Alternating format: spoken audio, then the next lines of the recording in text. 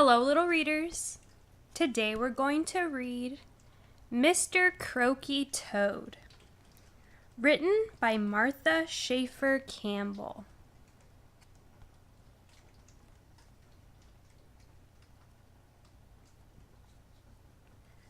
One spring morning, Grandma Gordon decided to plant some flower seeds. She put her large wooden seed box on the porch and filled it with dirt and peat moss. Next, she placed marigold and petunia seeds on top. Then she covered the seeds with fine dirt. Last of all, she took her sprinkling can and dampened the dirt. The water and warm sun would help the seeds grow. The next morning, while she was watering the seeds, Grandma Gordon saw something move in her seed box. What was it?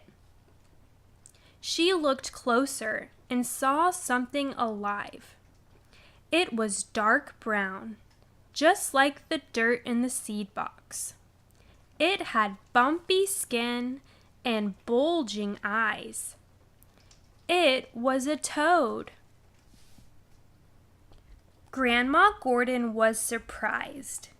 She picked the toad up, and he croaked.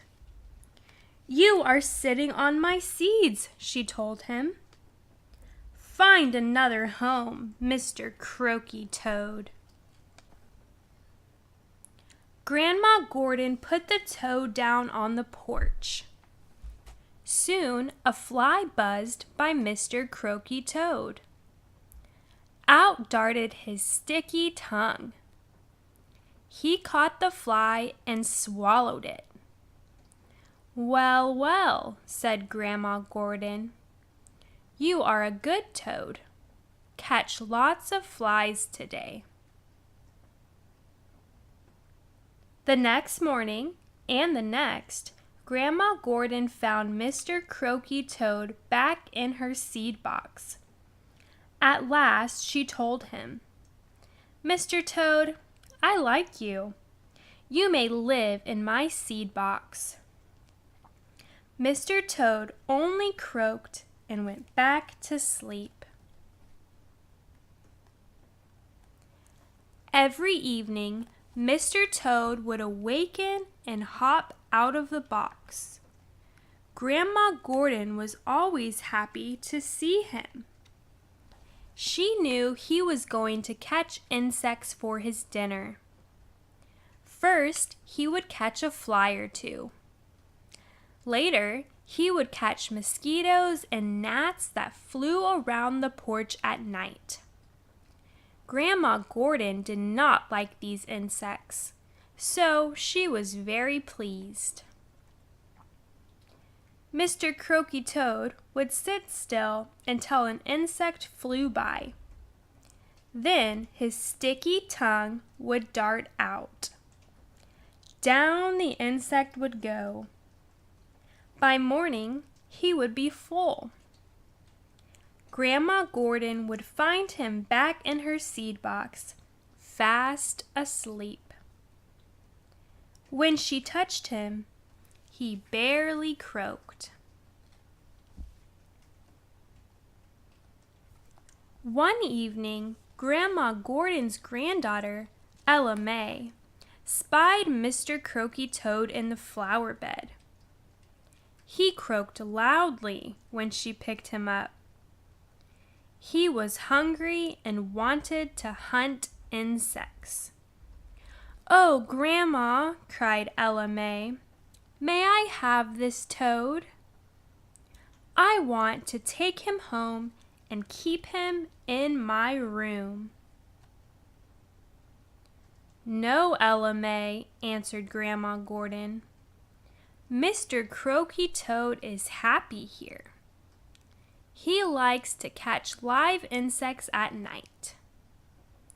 He likes to sleep in my cool, damp seed box all day.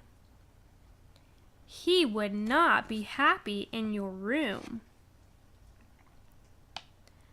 Ella May put Mr. Toad down very gently.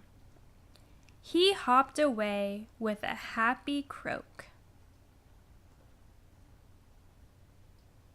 Grandma Gordon and Ella May enjoyed Mr. Croaky Toad all summer. He grew large and fat. Ella May could barely hold him in her hand. As the days grew colder, Mr. Toad did not come back to the seed box.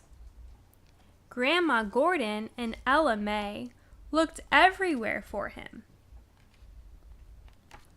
Then, one evening, Ella May found him in the flower bed. He had dug a new home in the dirt. Only his head showed. His eyes were closed. He looked very sleepy, so they left him alone. The next day, he had dug deeper into the dirt and disappeared. "I know," said Ella May. "Mr. Toad is hibernating. That's what toads do in the winter." "That's right," said Grandma Gordon.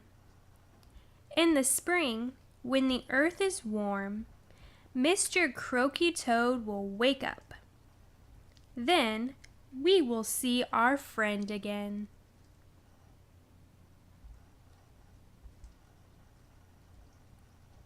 The end. For more stories, please subscribe to our channel, Little Readers.